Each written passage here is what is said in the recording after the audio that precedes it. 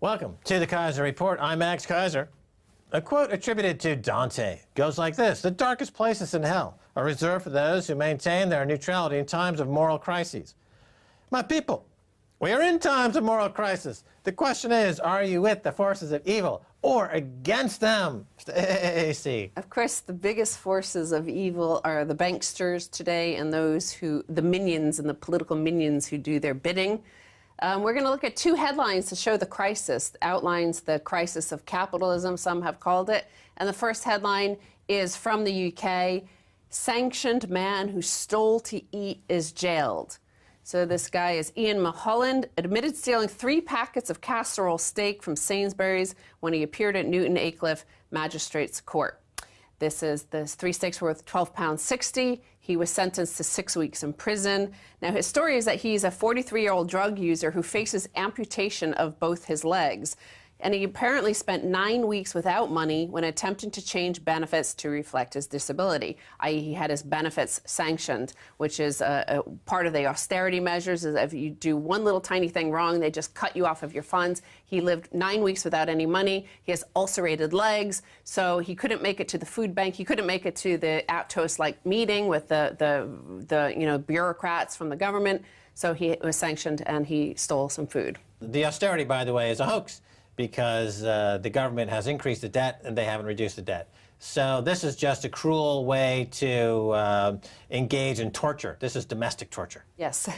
And the man who runs the local food bank, his name is Colin Bradshaw, and he's the manager of the food bank operated by Darlington Salvation Army. And he says it's becoming more and more Dickensian. And what he says is that sanction is not only forcing people into greater poverty, it is forcing people to take desperate action, such as stealing food. Around 70% of the 50 to 58 people we help here at our Friday night emergency food bank have been sanctioned, many of them over 50 years of age and all of them desperate. So they're intentionally creating desperate people. The consequences are such things as people stealing food in order to survive. Right, stealing is bad, but as Bastiat said about when you have a government and a political establishment that's based on plunder, that notion of plunder will trickle down to the rest of society. So here you have an economy and a political class in Britain that is based entirely on plunder.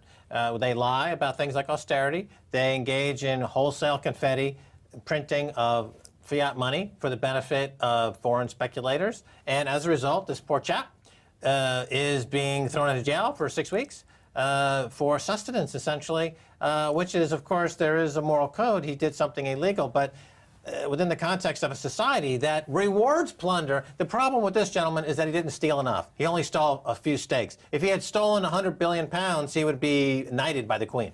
Yes, and well, we're going to compare it to another story. He stole £12.60 worth of food in order to survive. Remember, the central banks and governments around the world have spent about $12 trillion in order to help the financial system survive. So you could call that plunder. Did anybody sanction them? Did anybody send them to prison? No. But let's look at how they treat another situation where money is equally stolen. Stolen, stolen, stolen. And the headline reads, HFT firm fined $1 million for manipulating the NASDAQ. Athena Capital Research used $40 million to rig prices of thousands of stocks, including eBay, for at least 6 months in 2009, U.S. regulators said today when fining the high-speed trading firm $1 million. So, first of all, it happened during 2009, so post the financial crisis, when they said, we're going to be better, we're going to be good people now, we're never going to do that again, we've learned our lesson, we're not going to commit any more crimes, don't worry, right? 2009. The U.S. regulators fined them $1 million. We don't know how much they stole. We don't know how many they scalped from all the pension funds and mutual funds and all the others invested in the stock market. And they didn't have to admit guilt. Well, I mean, this shows a couple of things. First of all, high-frequency trading, as we've said on this show for years, is a form of stealing. And the financial press would say, no, they buy the party line from what's being told to them by the likes of Lloyd Blankfein over at Goldman Sachs or Jamie Dimon at JP Morgan, that high-frequency trading is adding liquidity or part of market making, which are code words for stealing. And now they got caught stealing. They're paying a fine for stealing. They are, of course, using only a portion of the money they stole if there was an equivalency here, the fellow who got 6 weeks in jail for stealing 3 steaks, he would have been required to give back a hamburger bun. Exactly. And then that would have been the law in the eyes of those who manage both the top-end criminals and the low-end criminals would be satisfied. If he gave them a cocktail wiener in response for the 3 steaks that he stole and said and didn't have to declare his guilt, then everything would be square. But no, for the schmucks at the bottom who vote for these narcissistic financial terrorists who run the UK, they get the hard, sharp end of the stick. But if you shell out for re-election campaigns, if you're buying media time, then the law is, as you imagine it in your mind, on a pari passu basis, ad hoc. Yeah, I mean, remarkably, this Athena Capital is just like small time. They put compared to like J.P. Morgan and Goldman Sachs. So Lord knows what they get away with compared to what these guys do. And in terms of the shelling out money, I read a remarkable number, and that is $300 million. That's the amount that Wall Street has given the Clintons over the past few decades. $300 million to Bill and Hillary Clinton. Hillary Clinton, of course, could possibly be the next president of the United States. And now, in terms of this sort of capitalism that we have, the crisis, here's an article from Der Spiegel. And it says, "The Zombie System, How Capitalism Has Gone Off the Rails." And they mentioned that this inclusive capitalism conference, they start off with that was held in London by the Rothschild woman held this conference. Bill Clinton came, Eric Schmidt from Google, possibly the NSA came, and also we saw Christine Lagarde and George Soros and those likes here. So they say, in this sense, the crisis of capitalism has turned into a crisis of democracy. Many feel that their countries are no longer being governed by parliaments and legislatures, but by bank lobbyists, which apply the logic of suicide bombers to secure their privileges. Either they are rescued or they drag the entire sector to its death. Well, they're stealing from me. We heard that first here on the Keiser report. Yeah, once again, I introduced the notion of the suicide banker, and they strap on the derivatives, and if you don't do what they say, they pull the cord and they threaten to blow the economy up, blowing themselves up as well as they threaten to blow themselves up as well as those around them. So they are exactly the same ethos as ISIS. If you don't like ISIS, then you don't like Jamie Dimon or Lloyd Blankfein or whoever runs Barclays now or HSBC or Lloyd's or Royal Bank of Scotland, because they have the same ideology. They misread their fundamental text, in this case Adam Smith's Wealth of Nations. They have an ideology that believes that by killing themselves and others, they fulfill an obligation to their God, their prophet. And they use not roadside improvised exploding devices, but financial engineering. Well, actually, the article goes on to mention financial engineering, and they mention the fact that, just like the high-frequency trading story I just mentioned, is that when the crash happened, we introduced new laws and legislation, they say. But they went on to the next crime-breaking spree right after that. High-frequency trading, they know in particular, is something that they went into, and that's a way to defraud investors, and they didn't learn their lessons, and blah, blah, blah. And then they turned to, they used the analogy of Chinatown, and they talk about Jake Gittes, and he complained that no matter how many people he puts away for a fraud, there's always a new one, and he's told Jake, get over it, this is Chinatown. So they talked to Mike Mayo, who is a bank analyst who was fired from several banks because before the crash, he said people should dump these shares in these American banks because they're overloaded with debt. Well, he says that individual banking institutions aren't the problem, he explains. The problem is the system. The banks are Chinatown, says Mayo, and it is still the situation to today.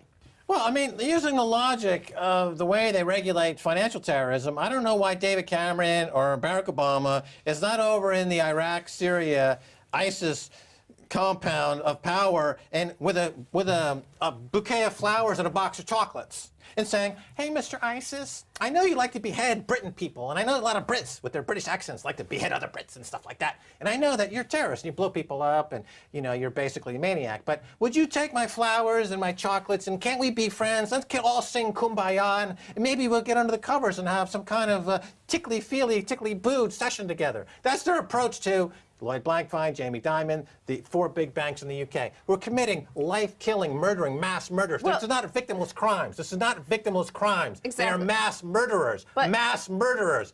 And David Cameron gets down on his knees and wants to stick his tongue in their belly button and say, please like me, I'll you. You know, and everyone, and ISIS, I mean Barclays, I mean Al-Qaeda, I mean JP Morgan are saying, yeah, do it, buddy. We like that. Feels great. well, the point is, you can ask and plead and beg and help and please, David Cameron, please, Obama, please, regulators, please do something. But the article points out George Soros is not going to solve your problem. Bill Clinton is not going to solve your problem. Lady Rothschild is not going to solve your problem. It is from the ground up. People from the ground up have to solve the problem because the banking class are the ones, the Mario Draghis of the world are from the very system of this crime wave. They are from the Chinatown that is the banking system. And the guy points out, for example, this problem in Europe. Everything's falling apart again, right?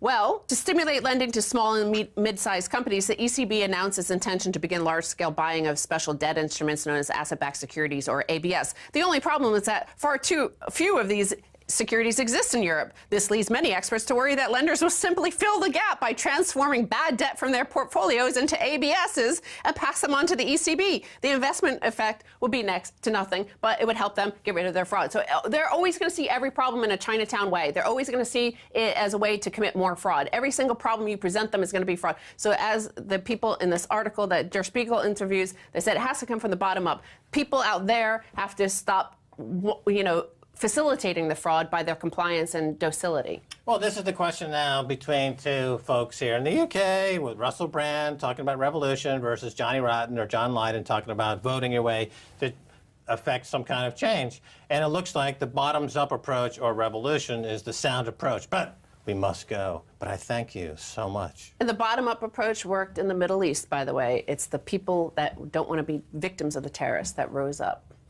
Fair enough. All right, we'll stay tuned for the second half, a whole lot more.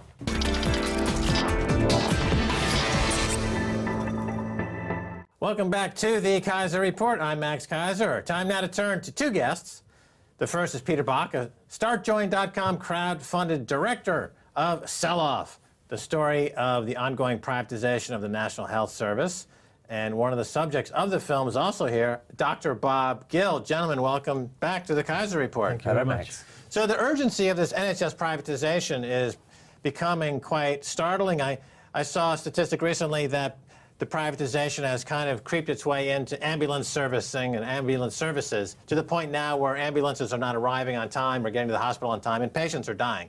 So this privatization that David Cameron says is not happening is happening, and it's killing people. Dr. Bob, is that a fair statement? Well, it is happening in my local area. The hospitals are under immense pressure. We've already suffered the downgrading of one hospital in Sidcup, and as a result, as expected, the surrounding hospitals are under immense strain, and patients of mine are having to wait longer and longer in busy casualty departments.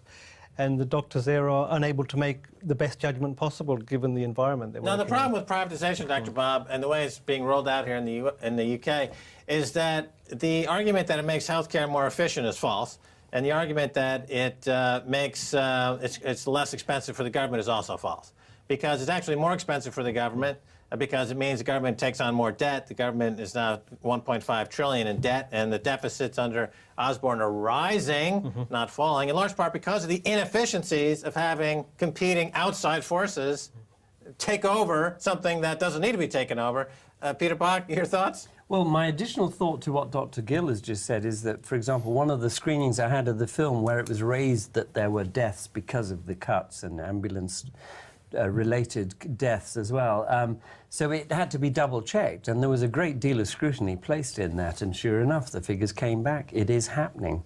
There was an incident in one particular group of hospitals where this happened. And well, this is in the U.S. The healthcare system there doesn't value life. It values profits. And in the U.S., the ideology there is that profits equal life. The profits are virtuous, that to be rich is to be godlike. Yeah. But not to be healthy. Healthy is not something that the average American enjoys. The average American is extremely unhealthy, uneducated, and for the most part a victim of a kleptocracy. Does the UK is now going down this path because it's being sold to them on the mainstream media here on the BBC and by their politicians that to be murdered for private healthcare providers is to be godlike? Well, the whole ethos of the NHS has been destroyed. It's been refocused from a caregiving institution to a profit accumulating institution. And what you mentioned about inefficiency, we know there's a lot of work done on increased inefficiency in the health service. Administration costs have gone from 5% to in excess of 14%. And that growth represents up to 10 billion a year, 10 billion a year, which is diverted away from patient care. Right, so administrative costs skyrocket. So the administrative costs here in the NHS was roughly 5% overhead, and now it's heading to the U.S. Style, which is close to 30%. So it's not an accident that the insurance providers, the healthcare providers in the U.S., the private contractors, are making 50, 60, 70, $80 million a year salaries while people die in the street. So here in the UK, under Osborne, Cameron, and Boris Johnson, presumably, the idea is, yeah, we want multi-hundred billionaires in this country. If a lot of Brits die, then they did it for a noble cause, which is sad. Now let's talk about the film. The film is called Sell-Off, and we've been crowdfunding it on startjoin.com. We've got about £18,000 in the kitty. The budget for this is about £50,000, which is might sound like a medium-sized budget, but you know, these films take a lot of cost. I think you're out of pocket. You're essentially funding it yourself. Yes, and what's interesting is that while we would hope to carry on making this film as it is, the fact is the issues are leading the film into very, very important waters. It has to get out. So therefore a decision is being made. I want this film now to go out in about a week's time. The issues are too important. This is not a time to brush the hair, to tie little bows, to do a little dance around it, to squeak in it, and to make it graphically unimpeachable. The fact is, this is a hard, gritty, nasty story that has to go out because nobody is telling you the story. Mainstream media to this day still, for some reason, will not bother with it. It may be either because they are tied behind their backs or because they're too lazy, because the facts are, when joined together, are very tiring, very complex, very difficult to understand. The same reason corporate lawyers are able to run rings around doctors is the same reason they're able to run rings around the media. The story, once joined together, is a very simple story. Okay, so you're going to self-distribute, essentially. Yes. You're going to distribute it. You're just going to put it out there. Got it. People can see it. Yeah. It's a 60-minute film, I believe. That's right. It's 60 minutes. It's yeah. got the folks in there that are on the front line of health services. I've seen it a couple of times. Yeah. It's a remarkably gritty story of how hardworking Brits are being, you know, violated unconscionably by private contractors, and the result is horrific.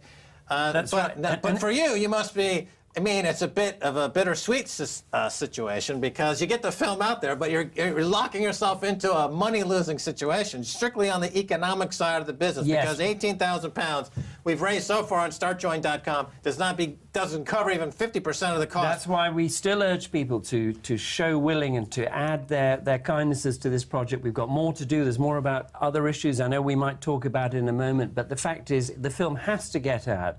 It is extraordinary how all the political parties are failing to explain this, how everyone is being done, if you like, and I can't believe this. So I want it out there, and it's in keeping with the project, it's in keeping with the story, which is one that says mainstream media has failed, that you have to circumvent the whole system and bring it out yourself. So it'll be available on YouTube, on Vimeo, on StartJoin, on all sorts of sites, and we hope to bombard the media with it. Right, so as a filmmaker, you're a bit of an entrepreneur, and the hope is, of course, you make a film, you sell it into a distributor, Yeah. and at least you recover your negative costs and maybe make a few bop. But the urgency of the situation, Peter Bach, is that you're like, to hell with it.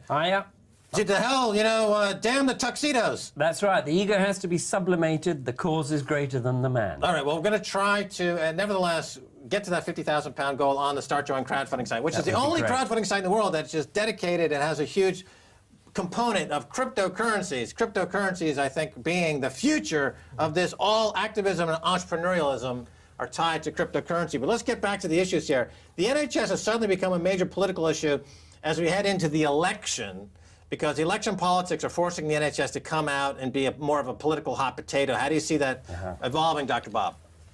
Well, given what I've learnt over the course of the last 2 years becoming a sort of health NHS activist, it's become clear to me there's not much that separates the mainstream parties. They've all agreed on this neoliberal agenda to hand over our prized public service to corporations. And it's also interesting that the depths to which they continue to lie to the public. That's why I think that it's important to get the film out, because at the moment they have a very carefully orchestrated good cop, bad cop routine, whereby the Tories come in, do a bit of damage, and Labour come in next time and do more damage, but the destination is the same. Isn't it true? It seems like the media in the last 5 or 6 years here in the UK, they love to headline with huge stories about people in the NHS, you know, being attacked by chihuahuas, or their hamsters got stuck in their earlobe, or the appendectomy went awry. I mean, you know, just sensational tabloid type stories to kind of soften people, the public up to the idea that the NHS is not working, even though actually below the surface it does a brilliant job. It's struggling, but this is being made to struggle. We've had continual defunding, you've got a contraction of bed availability, you've got closures of hospital, closures of A&E departments. It should be of no surprise to anybody that the service is struggling. And then you've got staff morale, which is at an all-time low. We're having trouble recruiting. I'm having trouble recruiting a fellow GP. The GP we have employed at the moment actually can't take the pressure anymore, so he's going to step aside. And 500 surgeries, you were telling me this morning, are going to be shut. There are figures close to 500 surgeries in the country are facing pressure, either financial pressure, which is created by government, or problems recruiting. So there's a deliberate pressure valve being created.